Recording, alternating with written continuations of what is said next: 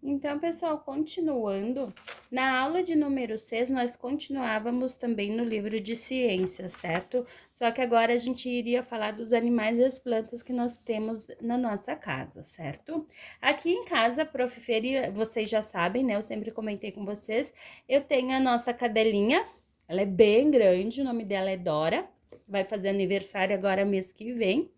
Faz 2 aninhos que ela tá com nós, a gente adotou ela.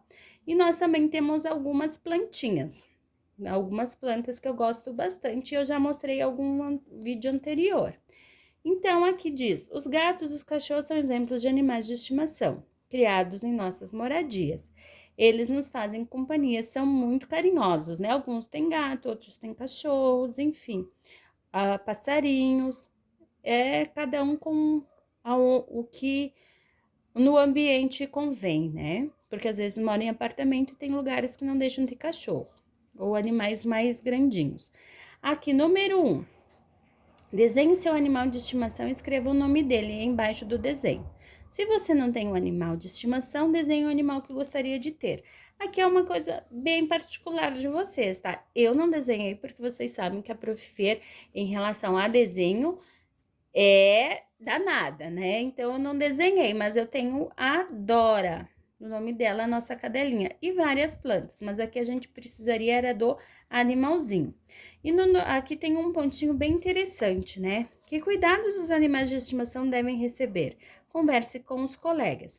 Essa atividade, em outra etapa, a gente já também havia conversado sobre os cuidados que a gente deve ter com os animais, certo? Então, a mesma coisa, o que nós devemos ter? Os cuidados.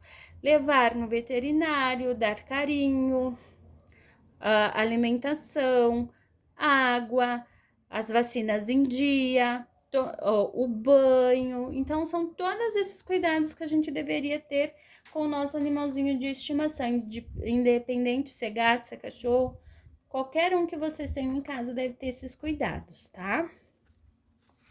Na página 91, eu digo que o animalzinho de estimação é um segundo filho, né? Segundo, terceiro, mas também não deixa de ser.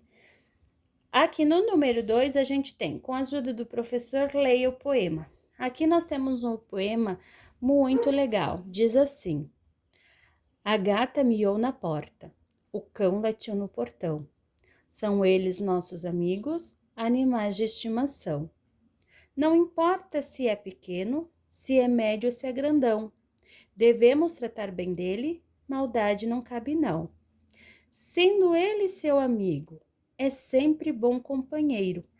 Ouça bem o que lhe digo, animal não é brinquedo. Então, pessoal, converse com os colegas, no caso, vocês vão estar conversando em casa com os pais de vocês. Sobre o verso, animal não é brinquedo. Você concorda? Explique. Então, aqui vocês iriam fazer uma conversa com os pais de vocês.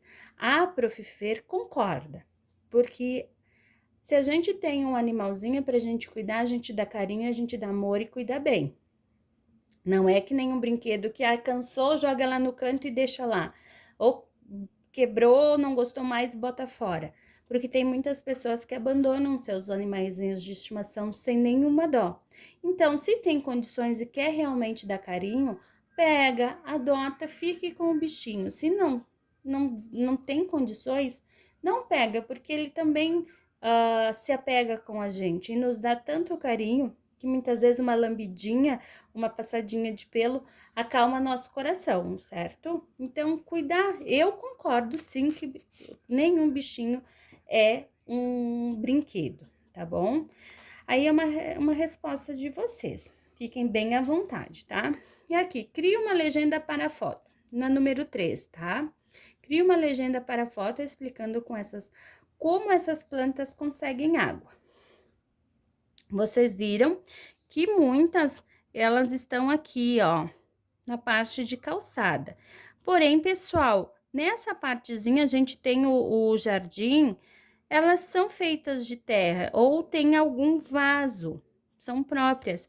Então, às vezes, ela ganha tanto água da chuva, porque elas são externas, né? São plantas externas, como também o dono da casa pode vir e regar. Aqui nos vasinhos, fazer o processo de regar. pega a água e ele mesmo coloca. Então, tem os dois fatores, chuva e o próprio dono fazer o processo de molhagem. Certo? Então, tanto a água da chuva por ser plantas externas, como o próprio dono da casa, se ver a necessidade, vem e põe a água, que é o que a Profer faz. Aqui em casa, infelizmente, eu não tenho espaço do lado de fora para plantar, mas dentro tem as minhas, então eu acabo molhando. Tem que saber o momento de molhar, justamente para não apodrecer a raiz e acabar matando a planta. Nem água de mais, nem água de menos, certo? Dependendo da plantinha, uma vez a cada 3 dias ou 2 vezes na semana, e vai depender do calor também. Se tá calor, se tá frio, se tá muito úmido, tá? Se a terra tá úmida, não precisa molhar muito. Então, tem todos os fatores que a gente, quando observar, vai saber se deve ou não fazer a molhagem das plantas, tá?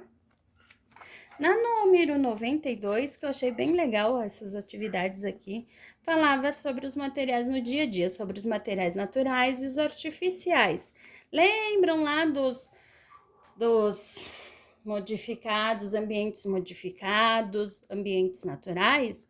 A mesma coisa acontece com nossos materiais, com tudo que a gente tem dentro de casa, fora, que a gente compra. Tem os materiais naturais e os materiais produzidos em cima desses materiais, que era o que estava falando sobre na leitura, certo?